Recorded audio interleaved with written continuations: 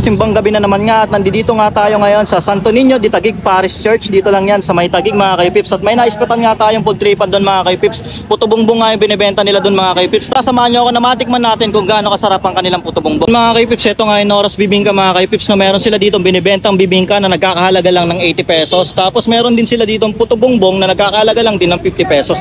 Tara tanungin natin si Madam Nora. Ma'am Nora, ilang pirasong puto bongbong po yung meron kayo sa 50 pesos na yun? 4 pieces po.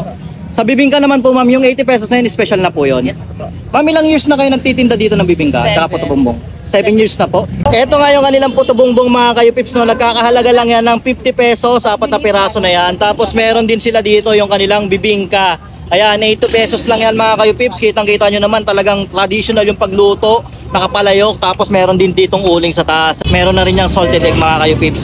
Madam, pa-order po ako madam ng isa pong puto bongbong madam ha. Thank you po. Yun mga kayupips, no, nandito nga tayo ngayon sa May Santo Niño Parish Church. Dito lang yan sa Taguig. At napadayo tayo dito dahil bare months na nga at simbang gabi. May nakita nga tayo dito ang tindahan na bibingka. Ito nga yung Noras Bibingka. Mga kayupips, ito yung traditional at yung dutong bibingka na natural lang, walang halong chemical. Yung natural lang talaga, yung budbud lang yan ng nyog, tapos yung natural na malagkit lang. Ipan na natin ito mga kayupips. Ito yung masarap kinakami mga kayupips. Kaso lang medyo mainit mga kayupips. Siguro kutsarahin na lang muna natin. Yan o. Tapos lagyan mo lang ng onting ito. Mga nakakamiss nung bata kapag sinasama ka ng nanay mo tapos sa simbang gabi. Yan o. Dito mga kayupips, natural yung tamis ng kanilang bibingka. Tapos malalasahan mo agad yung itlog na maalat. Sarap.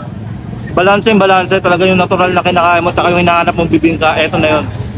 Saka saktong-sakto pa yan dahil ngayon, simbang gabi at bare months na nga.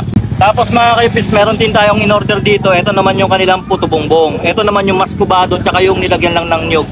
Sulit din to, yung natural lang. Tsaka malalaki yung benta nila dito. Bali, 4 na piraso to, sa halagang 50 pesos. Ayan mga kayupips. Tapos lalagyan mo lang to ng margarine. Ayan. Balanse. Lasang-lasa mo yung nyog, tsaka yung tamis ng maskubado. Tapos yung tamang alat, tsaka yung tamis na malagkit. Sarap mga kayupips. Tsaka mga kayupips, dito nga pala ngayong December, 24 hours sila ditong open. Kaya kung pupunta kayo dito kahit anong oras, patitikman nyo yung kanilang bibingka. At dito lang ulit yan mga kayupips sa Taguig, dito sa may gilid ng Santo Niño Church. At ito nga pala yung Noras Bibingka. O paano mga kayupips?